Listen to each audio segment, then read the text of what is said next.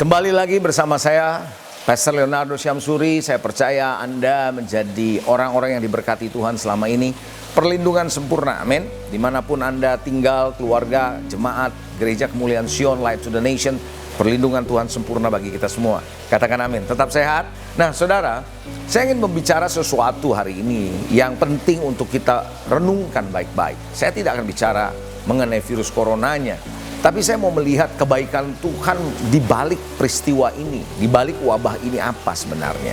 Pernah nggak Anda sebagai umat Tuhan berkata begini, ketika ada orang, teman, sahabat, anggota, jemaat, atau volunteers, leaders, pastors mengajak untuk lebih banyak lagi mendekatkan diri sama Tuhan, ikut dalam doa, puasa, atau barangkali saudara untuk melayani Tuhan. Lalu jawabannya, maaf Pak, saya lagi sibuk nih, pekerjaan banyak.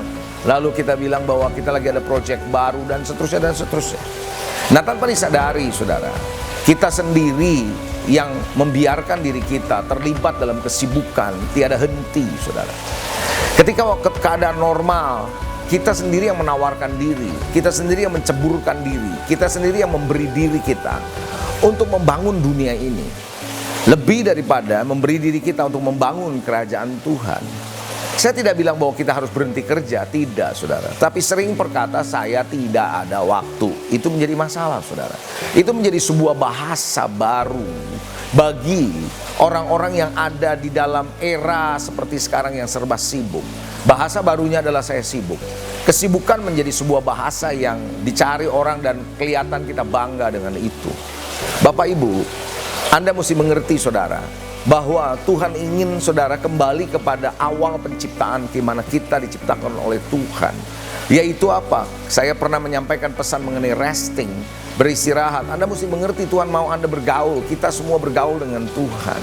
Bahwa pekerjaan kita adalah pekerjaan yang untuk mensupport sebenarnya panggilan Tuhan dalam hidup kita. Nah, ada firman Tuhan yang mengatakan demikian. Saya bacakan Efesus 5 ayat 15 ayat 7 sampai 17. Firman Tuhan bilang begini. Karena itu perhatikanlah dengan seksama bagaimana kamu hidup. Janganlah seperti orang bebal, tetapi seperti orang arif. Tuhan mau saudara dan saya jadi orang bijak, orang arif, bukan bebal. Ayat 16, dan pergunakanlah waktu yang ada, karena hari-hari ini adalah jahat. Sebab itu janganlah kamu bodoh, tapi usahakanlah supaya kamu mengerti kehendak Tuhan. Tuhan menyediakan memberikan waktu supaya kita tidak seperti orang bodoh, nggak punya waktu terus, tapi kita bisa mengerti kehendak Tuhan. Sadarkah Anda ketika kita work from home, ketika kita semua bekerja dari rumah, beribadah dari rumah, kita ada di dalam rumah, sebenarnya Tuhan memberi Anda dan saya kesempatan untuk bisa mencari waktu kita, mengelola waktu kita, membangun kebiasaan baru, supaya kita punya waktu sama Tuhan. Apakah Anda menggunakan ini? Kesempatan demi kesempatan Tuhan berikan loh. Sekarang Tuhan berikan dengan leluasa. Kita mau kemana saudara? Kita ini kesempatan untuk cari Tuhan. Kita boleh bosen di rumah, tapi jangan pernah bosen sama Tuhan dan firman-Nya. Nah kalau Anda hari-hari ini juga di tengah keberadaan di rumah masih gak ada waktu, karena sibuk megang HP, lihat berita corona, lalu kemudian chatting sama teman-teman, bukan berarti kita nggak boleh. Tapi kita, saudara, kalau waktu kita habis untuk di situ, nggak ada waktu juga pada akhirnya, toh. Jawab saja di hati saudara. Dari waktu yang sekian ada di rumah beberapa hari sudah, berapa lama kita duduk diam di hadirat Tuhan, cari kehendak Tuhan? Saya tahu kita perlu ada pekerjaan di rumah, tapi apakah kita punya waktu untuk Tuhan? Kalau kita tetap bilang nggak ada waktu juga di momen seperti ini, berarti isunya, persoalannya bukan kita nggak punya waktu dong.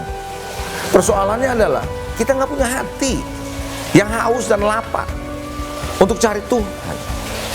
Tuhan sediakan waktu, kesempatan ada di depan saudara. Ayo gunakan kesempatan ini, belajar, gunakan waktu dengan baik, dan biarlah kita cari wajah Tuhan.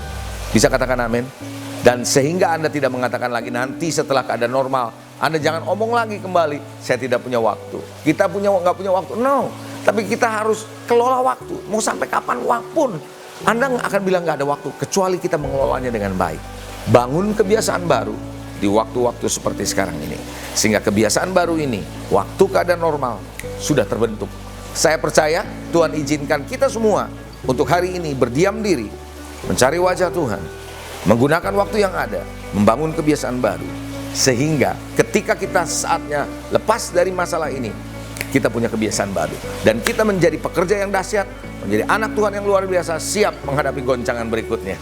Haleluya. Tuhan Yesus memberkati. Mari kita berdoa. Tuhan, terima kasih untuk semua hal yang Kau sudah berikan. Kesempatan ini Kau berikan kami kembali untuk mencari wajah-Mu, sehingga kami tidak mengatakan tidak punya waktu, tapi kami semua belajar untuk mengenal kehendak-Mu, hidup dalam rencana-Mu, mengerti kehendak Tuhan. Seperti Efesus berkata demikian, jangan seperti orang bodoh, tetapi kami mau belajar untuk mengerti kehendak Tuhan, menggunakan waktu yang ada. Tuhan, berkati umat-Mu, biar ajar kami semua untuk mengelola waktu kami, sehingga di waktu-waktu seperti inilah kami bisa berjumpa dengan Engkau, mengenal pribadi-Mu, menerima pesan-pesan-Mu, mengerti rencana-Mu, dan tahu apa yang harus kami lakukan dan apa yang harus kami hindari. Berkati umat-Mu dengan berkat yang berkelimpahan, jagai mereka dalam kesehatan yang sempurna, perlindungan-Mu sempurna adanya, sehingga tidak ada satupun penyakit yang akan mendekati umat-Mu. Kami semua diberkati, kami semua dilindungi. In the name of Jesus, dalam nama Yesus kami berdoa. Amin. God bless you.